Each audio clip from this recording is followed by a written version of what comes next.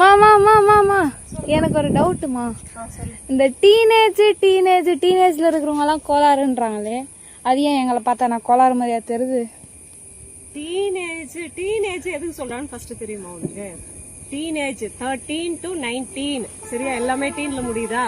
அதுதான் teenage. Teenage பத்தி உனக்கு தமிழ்ல சொல்லட்டுமா இங்கிலீஷ்ல சொல்லட்டுமா? தாங்கள் தமிழிலே பறையும். 13 வயசுல பளிச்சுன்னு ஒரு அழகு வரும்.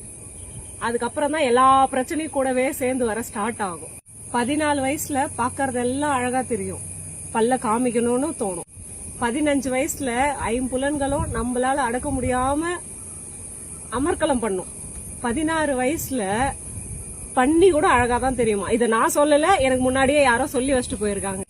17 வயசுல இருக்கிற ஏழ்றையெல்லாம் நாமளா வீட்டுக்கு கூட்டிட்டு வந்துரும். 18 வயசுல ஹெலிகாப்டர்ல பறக்கிற மாதிரி தோணும், எருமை கூட அழகா இருக்கிற மாதிரி தோணும், மனசெல்லாம் பட்டாம்பூச்சியா பறக்கும்.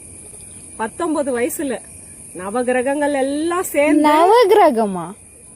நவகிரகம்னா வேற எதுவும் இல்ல, அம்மா அப்பா தம்பி தங்கச்சி தாத்தா பாட்டி சித்தப்பா பெரியப்பான்னு எல்லாம் சேர்ந்து நீ போற வழி சரியில்லை, நீ பண்ற வேலை சரியில்லைன்னு உனக்கு என்னதான் அட்வைஸா பண்ணாலும் நீங்க சொல்ற பதில் ஏன் காது கேட்காது. அது மட்டும்தான். ஓகேவா?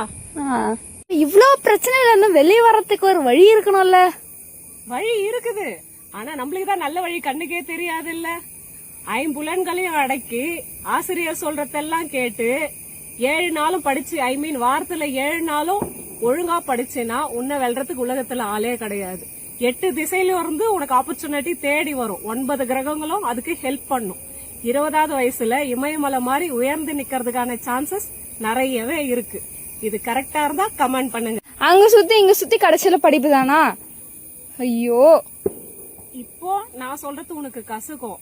இப்ப நீ அது கஷ்டமா தெரியுது பாரு, இதுக்கு பேரு தான் டீனேஜ். சரியா? என்ன சொன்னாலும் மண்டையில ஏறவே ஏறாது. அனுபவிச்சு வா வெளியில. பாய்.